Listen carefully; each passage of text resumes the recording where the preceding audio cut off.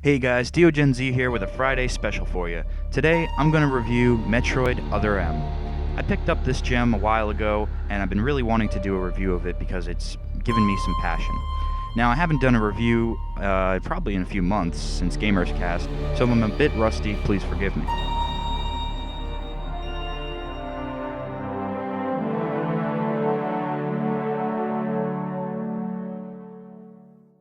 Other M takes place after Super Metroid and is used as a bit of a story patch to kind of fill in all the fans of what went on with the Galactic Federation and the production of Metroids.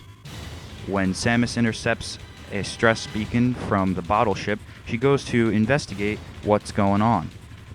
When she gets there, she finds that her old Galactic Federation team is there, along with her commanding officer, Adam Malkovich. For those who are fans of the series, we all know who Adam is. But if you haven't played this game, you may be a bit lost, and therefore I do suggest you play some of the previous titles before picking this one up. However, if you haven't played a Metroid game once in your life, don't fret, and stay tuned because this game still might be for you. Metroid Other M uses a mix of first-person and third-person elements, mostly taking place in the third-person world.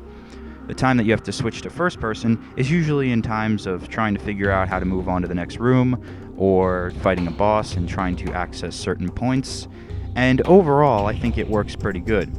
There are some problems that you run into, like when fighting a hectic boss and trying to switch in and out of first person to third person mode while tentacles and blasts are whipping past you, avoiding to get hit. But if that was removed from the game, then that would take out a big element of difficulty. So I really don't see a problem with the first person to third person mode, and I think it gives a nice perspective. Both modes are very beautiful, and on the aspect of graphics, this game is top notch. Definitely the best looking game I've ever seen on Wii, better than Galaxy even, and Galaxy 2. It's very cinematic, and whether you find that good or bad, well, that's going to be of your personal flavor. If you're not a fan of the Metroid series, you may not care for all the overdrawn cutscenes with very Japanese storytelling. Because remember, this is a production put on by Nintendo and Team Ninja, a Japanese company. But in my opinion, I feel the cutscenes really convey the emotions and the story quite well.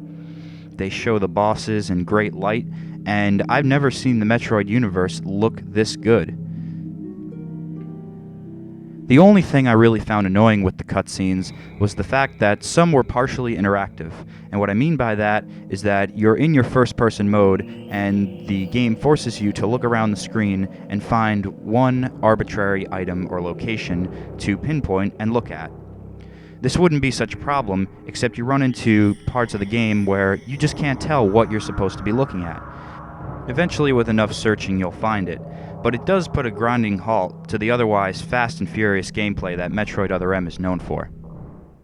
Some nuances to the game include the health and missile replenishment system, which occur by holding the Wii Remote vertically and charging with the A button.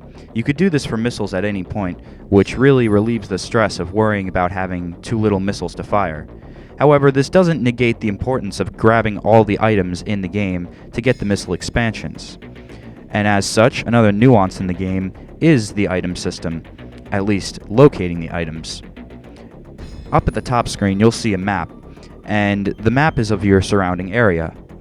But when you defeat all the enemies in one room, the map will usually show if there are items located in the room. I find this to be really great. It makes finding items a lot easier, a lot less frustrating than the Prime games, and it still doesn't make it not a challenge to find. I feel the developers did a great job at keeping all the elements of Metroid that we've loved in the game, all the while keeping it fresh. And for that, I'm going to give Metroid Other M an 8.8 out of 10. The graphics are beautiful, the gameplay is fast and furious. Sometimes the cutscenes can be over-dragging, but you know what? It really brings the game together and makes for a wonderful experience. If you have a Wii, you must own Metroid Other M. I'm DeoGenZ, signing off.